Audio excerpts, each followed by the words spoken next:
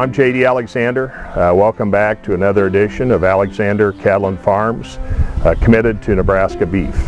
Pleasure to be back. Today we're going to talk mainly about our family operation, the people involved, the generations, as well as we're going to talk about the estate tax and the implications that it has for rural America, farmers, ranchers, feedlot operators, etc., and how it affects our industry and the production of food. I'm a third generation operator. My grandfather started the cattle feeding business back in the 30s, and my father took over, and then of course I'm the third generation. Very fortunate to have my son, who's the fourth, that really runs our day-to-day operation, allows me to get out there and do a lot of stuff for the industry, which I'm very proud to do. Yeah, we've got the full family. My wife Deb is involved. She does the office work, the paperwork, etc. Josh's wife, of course, takes care of the kids, but also does a lot of the office work as well. Very proud to have everybody involved in it, and looking forward to the next generation. As I mentioned, today we're going to start talking and visit about the estate tax, or the death tax that is commonly known. This is why I think it's very critical to take a look at our generations that are actually working on the feedlot and the farming industry. You know, my grandchildren here, we've got Jace, Allie, and Danica that are going to be here and looking at the operation.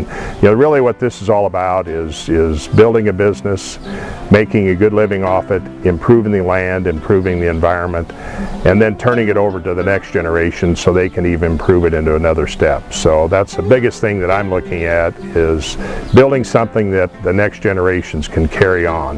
And this goes not only for my operation, but really anybody in agriculture. And this is why it's very critical that we're very in tune to what possibly could happen and the implications of the estate tax.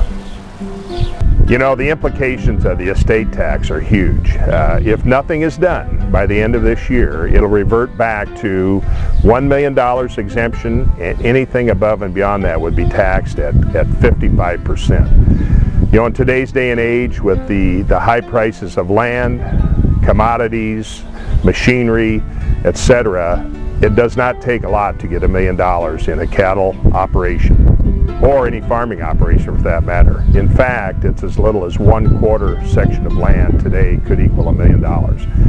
If you do the math with the generations that are coming on, I mean, it would be nearly impossible to pay the estate tax at a 55% rate over $1 million exemption.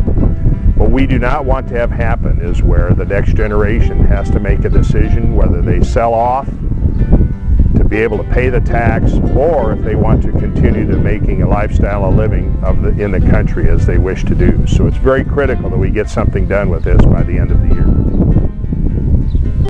The thing that we also like to say is that, you know, in our next generation, you know, people build a business to really pass it on in agriculture.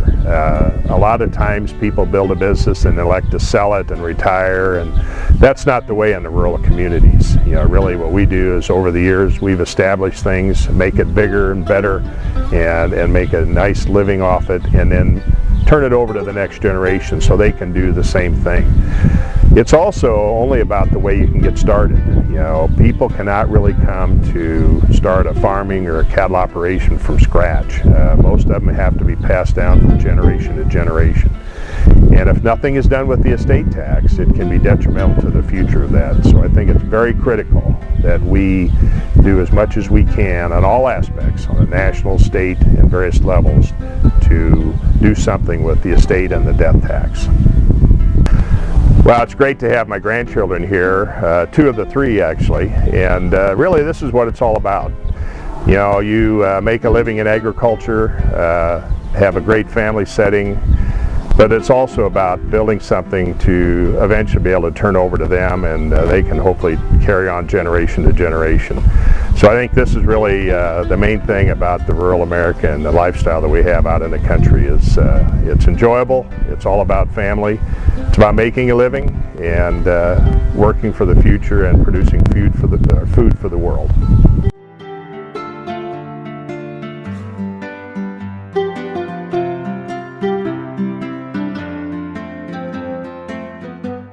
Thank you for watching. It's been great being with you again today. Stay tuned for the next session, which is going to be my son Josh explaining a little bit more of the feedlot operations and how the pens and the cattle are laid out across our land.